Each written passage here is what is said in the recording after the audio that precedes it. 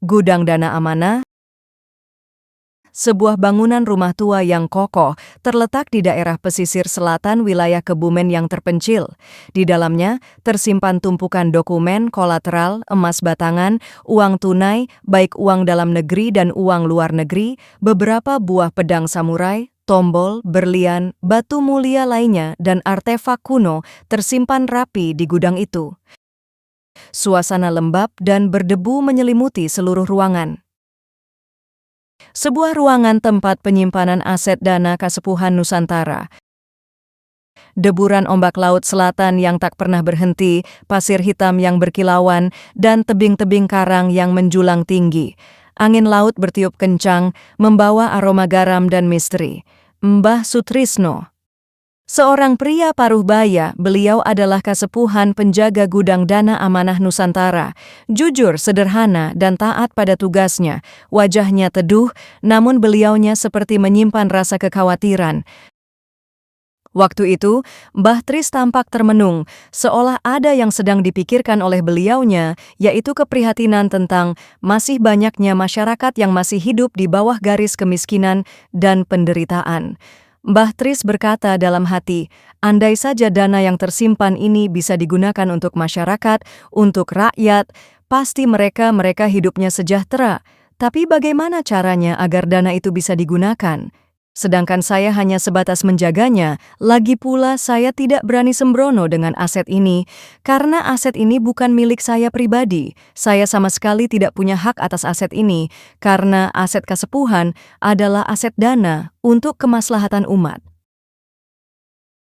Begitulah yang dipikirkan Mbah Tris selama ini.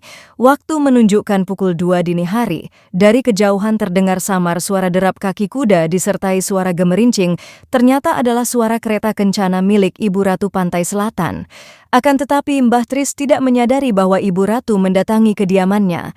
Sosok wanita anggun dengan aura magis yang kuat. Pakaiannya berwarna hijau keemasan, rambutnya tergerai panjang, dan matanya memancarkan kebijaksanaan. Beliaunya Ibu Ratu Pantai Selatan mendatangi kediaman Mbah Tris. Di dalam gudang Dana Amanah yang sekaligus tempat tinggalnya, Mbah Sutrisno sedang memeriksa tumpukan dokumen dan kolateral. Jam dinding berdetak perlahan, menambah suasana sunyi. Ia menghela napas panjang.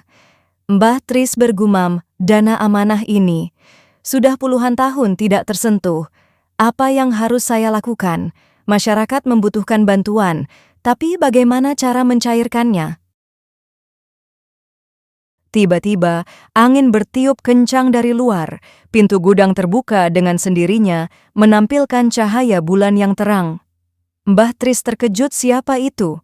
Sosok Ratu Pantai Selatan muncul di ambang pintu. Beliau tertegun melihatnya. "Jangan takut, Sutrisno. Aku datang bukan untuk mengganggumu," kata Ibu Ratu. Mbah Sutrisno gugup. "Ratu? Ratu Pantai Selatan? Maafkan kelancangan saya, Kanjeng Ratu. Ada keperluan apakah gerangan?" Ratu Pantai Selatan berkata, "Aku tahu kegelisahanmu selama ini tentang aset dana amanah itu. Makanya aku datang untuk menyampaikan kepadamu suatu amanat dan aku hanya sekedar melaksanakan dawuh dari Dewan Langit bahwasanya sudah saatnya dana amanah ini keluar dan digunakan untuk kemaslahatan umat." Ratu Pantai Selatan berjalan anggun mendekati Mbah Sutrisno. Ia menunjuk ke kotak kayu jati yang di dalamnya tersimpan sebuah kitab kuno yang bertuliskan aksara Jawa. Seraya berkata, "Sebenarnya pada kitab ini terdapat petunjuk tentang cara mencairkan dana amanah. Ikuti serta pelajari petunjuk ini dengan hati-hati serta dengan niat yang tulus." Mbah Sutrisno membuka dan melihat kitab dengan seksama. "Tapi, Ratu, pada kitab ini penuh dengan simbol-simbol yang tidak saya mengerti." "Ratu," ungkapnya kepada Ibu Ratu Pantai Selatan. Kemudian Ibu Ratu Pantai Selatan menjawab, "Simbol-simbol itu akan terbuka jika hatimu bersih dan tujuanmu mulia.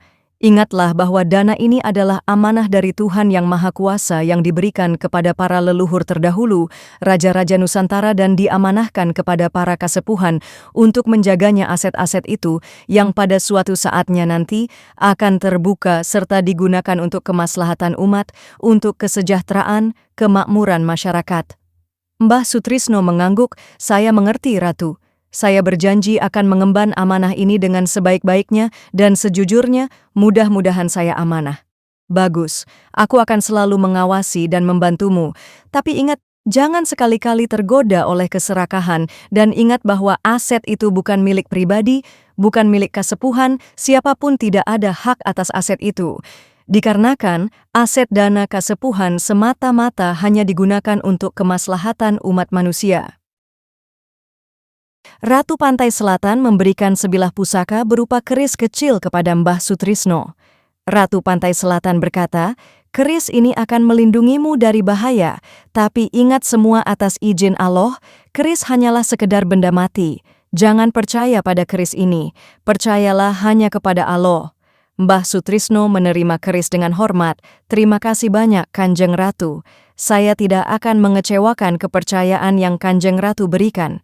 Ibu Ratu Pantai Selatan tersenyum dan berkata, "Sebilah keris itu hanyalah sebagai simbol bahwa kamu adalah seorang sepuh penjaga gudang yang benar-benar amanah," ungkap Ibu Ratu kepada Mbah Tris. Mbah Sutrisno kemudian menatap kitab dan sebilah keris pusaka di tangannya dengan tekad yang membara. Mbah Sutrisno berbicara pada diri sendiri, "Baiklah Sutrisno, ini saatnya untuk menjalankan amanah. Demi masyarakat, aku akan mencari cara untuk mencairkan dana ini, dan mudah-mudahan Allah berkenan memberi petunjuk." Mbah Sutrisno mulai mempelajari kitab kuno itu dengan seksama. Beliau mencatat setiap detail dan simbol yang ada. Dengan berbekal keris pusaka pemberian Ratu Pantai Selatan, ia siap memulai petualangan untuk mencari cara mencairkan dana amanah sebagai dana untuk kemaslahatan umat. Ratu kembali berkata kepada Mbah Sutrisno, beliau menyampaikan sebuah wejangan. "Keteguhan hatimu, kejujuranmu, dan niat sucimu telah sampai kepadaku. Aku tahu engkau adalah seorang kasepuhan yang tepat untuk amanah ini. Namun, mencairkan dana amanah bukanlah perkara mudah. Ada banyak hal yang harus diperhatikan." Mbah Sutrisno, "Saya mengerti Kanjeng Ratu. Saya hanya ingin dana ini bisa bermanfaat bagi mereka yang membutuhkan. Banyak saudara-saudara kita yang hidup dalam kekurangan, banyak anak-anak yang tidak bisa sekolah, banyak orang sakit yang tidak mampu berobat." Ibu Ratu Pantai Selatan, "Niatmu sungguh mulia, tapi ingat, dana ini memiliki energi yang sangat besar. Jika tidak dikelola dengan hati-hati, justru bisa menimbulkan masalah baru. Kita harus memastikan bahwa dana ini benar-benar sampai kepada mereka yang berhak, tanpa ada niat buruk atau kepentingan pribadi di dalamnya." Mbah Sutrisno, "Saya berjanji, Kanjeng Ratu, saya akan menjaga amanah ini dengan sebaik mungkin. Saya akan melibatkan orang-orang yang memiliki integritas dan komitmen yang sama dengan saya. Kita akan membuat sistem yang transparan dan akuntabel, sehingga semua orang bisa melihat bagaimana dana ini digunakan." Ibu Ratu Pantai Selatan, "Bagus, aku akan membantumu dalam proses ini. Aku akan memberikan petunjuk dan bimbingan agar semua berjalan dengan lancar. Tapi ingat Mbah, kekuatan terbesar ada pada dirimu sendiri. Percayalah pada intuisi dan hati nuranimu. Jangan biarkan godaan duniawi membutakanmu." Mbah Sutrisno, "Terima kasih Kanjeng Ratu. Saya sangat menghargai bantuan dan bimbingan Ratu. Saya akan selalu berpegang teguh pada prinsip-prinsip kebenaran dan keadilan." Ibu Ratu, "Mulai sekarang, perhatikanlah setiap mimpi dan firasat yang datang kepadamu. Itu adalah cara alam semesta berkomunikasi denganmu. Jangan abaikan bisikan hati kecilmu. Dialah yang akan menuntunmu menuju jalan yang benar."